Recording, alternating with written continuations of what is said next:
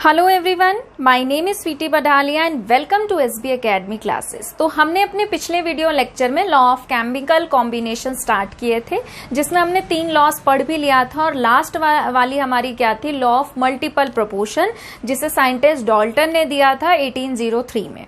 आज हम अपनी 4th लॉ पढ़ने वाले हैं, जिसका नाम क्या है, लॉ ऑफ रेसिप्रोकल प्रोपोर्शंस या फिर लॉ ऑफ इक्विवेलेंट प्रोपोर्शंस। देखिए नाम से पता चल रहा है लॉ ऑफ इक्विवेलेंट प्रोपोर्शन, तो इसमें आपका कुछ इक्विवेलेंट से रिलेटेड रहेगा। अगर हम बात करें इस लॉ की, तो इसको दिया था साइंटिस्ट रिचर्ड ने 1792 में। ये लॉ हमें क्या कहती है, when two different elements combine separately with a fixed mass of a third element, the ratio in which they do so will be the same or some multiple of the ratio in which they combine with each other। कह रहे हैं कि 3 अलग अलग element हैं, तो मैंने आपको एग्जाम्पल के लिए समझाने के लिए देखिए 3 अलग अलग एलिमेंट ले रखे हैं। इन्होंने कहा है कि उसमें से 2 एलिमेंट ऐसे होंगे अलग अलग जो किसी तीसरे अलग एलिमेंट के साथ जुड़ेंगे, और जब वो उस तीसरे एलिमेंट के साथ जुड़ेंगे तो जिस रेशो में वो जुड़ेंगे, ठीक है, एक तो रेशो वो हो गया जिसमें वो थर्ड एलिमेंट के साथ जुड़ रहे हैं, वो रेशो उनका उस रेशो के सेम या उसका सिंपल मल्टीपल होगा जब वो आपस में भी अलग अलग वाले जो जुड़ के उसी रेशो में जुड़ रहे हैं। ठीक है, जैसे कि ये आपको ऐसे समझ में नहीं आएगा, इसको हम एक एग्जाम्पल से समझते हैं। जैसे कि यही वाला एग्जाम्पल हम ले लेते हैं। ठीक है, अब देखो हाइड्रोजन जो है, अगर हम बात करें सल्फर की, तो हाइड्रोजन सल्फर के साथ जुड़कर क्या बना रहा है, H2S। ठीक है, अगर हम H2S की बात करें तो देखो H2S में हाइड्रोजन का मतलब जो वेट होता है, मास होता है, वो क्या होता है 1, यहाँ पे कितना है 2, और सल्फर का कितना होता है 32।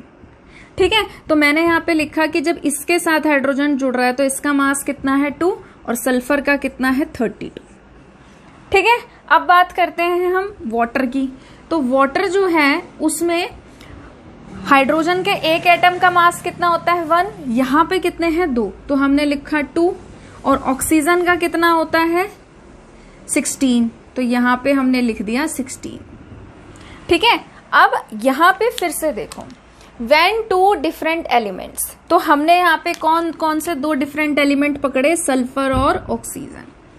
कह रहे हैं when 2 different element combine separately, अलग अलग कर रहे हैं ना, कंबाइन कर रहे हैं। यहाँ पे सल्फर इस हाइड्रोजन के साथ कंबाइन कर रहा है और ऑक्सीजन जो है ये अलग से हाइड्रोजन के साथ सेपरेटली कंबाइन कर रहा है with a fixed mass of a third element. कह रहे हैं जो आज जिस थर्ड एलिमेंट के साथ जुड़ रहा है उसका फिक्स मास है। ऑब्वियस सी बात है, हाइड्रोजन का मास यहाँ पर क्या है, फिक्स है। ठीक है, सल्फर और ऑक्सीजन का अलग अलग है। तो कह रहे हैं the ratio in which they do so, इनका रेशो निकालना है। ठीक है, तो जब पहले इधर से इनका रेशो निकाल लेता है, देखो यहाँ पे अगर हम इसका सल्फर का और ऑक्सीजन का रेशो निकालते हैं, हाइड्रोजन से हाइड्रोजन तो आपका कैंसिल हो गया। ठीक है, तो सल्फर और ऑक्सीजन का जो रेशो है वो यहाँ पे कितना आ रहा है 32:6, यानी कि आपका कितना आ रहा है ये 2:1। तो हमने यहाँ पे क्या किया, हमने देखा कि हमारा एक जो एलिमेंट है वो फिक्स है, सल्फर और ऑक्सीजन जो है वो अलग अलग हैं, अलग अलग तरीके से हाइड्रोजन के साथ जुड़ के अलग अलग कंपाउंड बना रहे हैं, और हमने इनका रेशो निकाल लिया। और यहाँ पे हमने देखा कि सल्फर और ऑक्सीजन जो अलग अलग वाले आपके एलिमेंट हैं, उनके बीच का रेशो का रिलेशन क्या है, तो क्या है 2:1 है। ठीक है, तो ये हमने एक बात यहाँ से फाइंड आउट कर ली।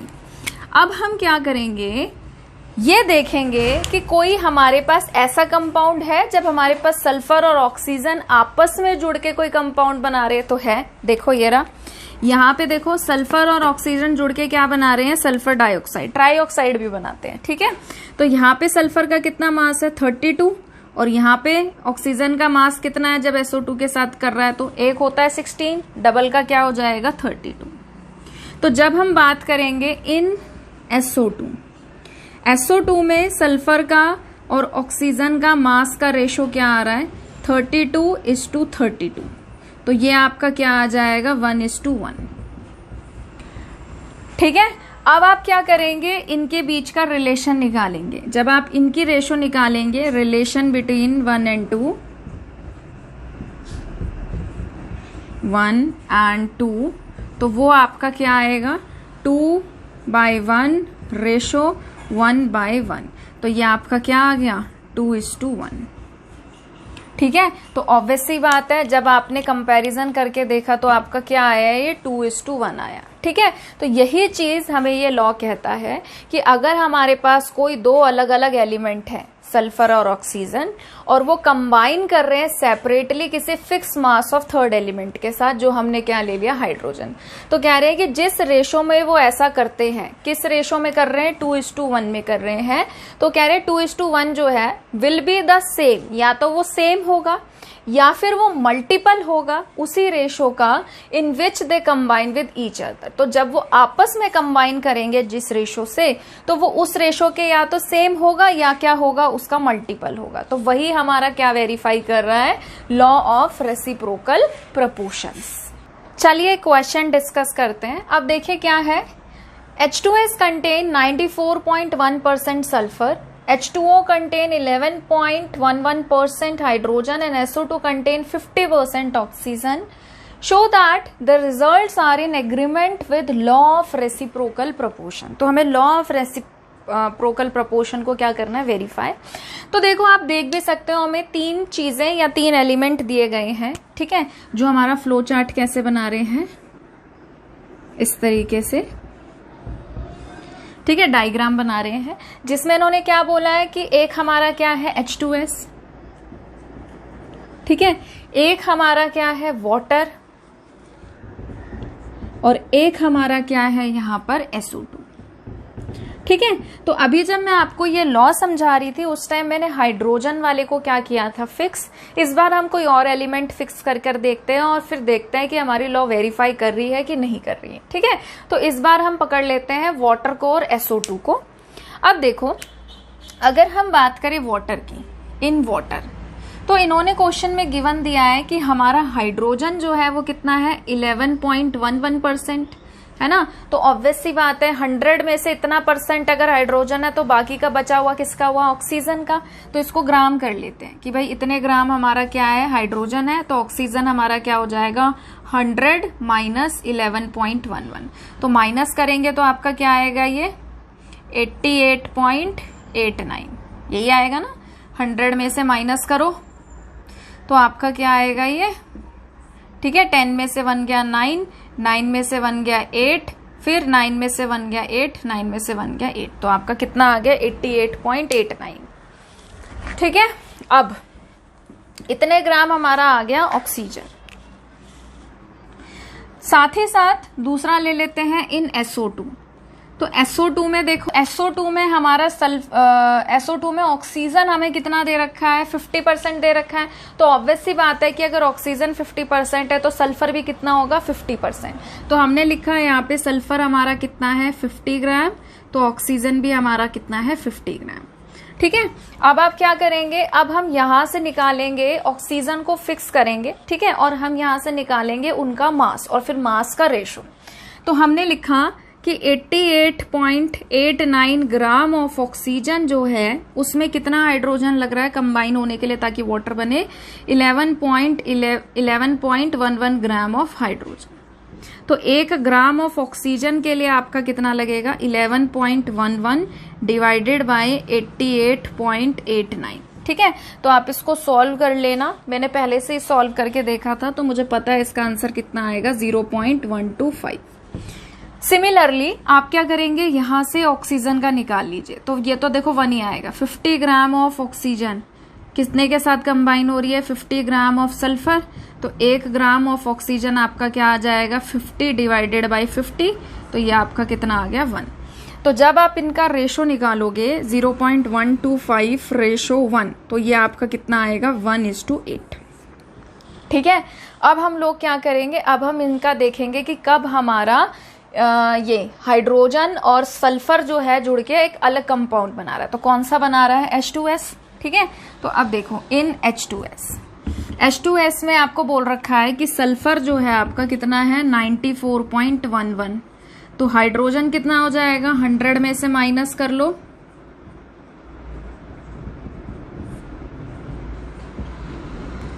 ठीक है, तो कितना आ गया आपका 5.89। अब आप इनका रेशो निकाल लो, तो जब आप इसका रेशो निकालोगे तो रेशो निकाल के आपका कितना आएगा, 1:16। ठीक है। तो एक में हमने फिक्स वाले का निकाल लिया, एक में हमने अलग अलग वाले का निकाल लिया। अब हम इनका क्या निकालेंगे, रेशो।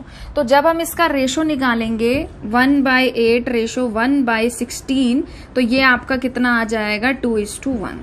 तो इसने आपकी जो लॉ है, लॉ ऑफ रेसिप्रोकल प्रोपोर्शन, उसको क्या कर दिया, वेरीफाई कर। अब हम लोग बात करेंगे अपनी फिफ्थ लॉ की, जो हमारी क्या है, गे-लुसाक्स लॉ। तो जैसे नाम से ही पता चल रहा है, साइंटिस्ट थे गे-लुसाक्स, जिन्होंने 1808 में इस लॉ को दिया था। ठीक है। अभी तक हमने जो 4 लॉज पढ़ी, वहां पे हम बात करते थे मास की, वेट की। ठीक है। ये वाली जो लॉ है हमारी, यहाँ पे हम बात करते हैं वॉल्यूम्स की।